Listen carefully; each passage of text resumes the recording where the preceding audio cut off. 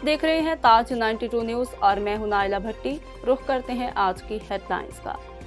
टंडोलायार से तारिक हमीद अब्बासी की खबर शामिल करते हैं। आंखों के नूर से महरूम बच्चे अल्लाह के नूर से माशरे को देख रहे हैं। बच्चों में तालीमी काबिलियत देखकर साबित हुआ कि हमारे मुल्क के बच्चों में किसी भी टैलेंट की कमी नहीं है।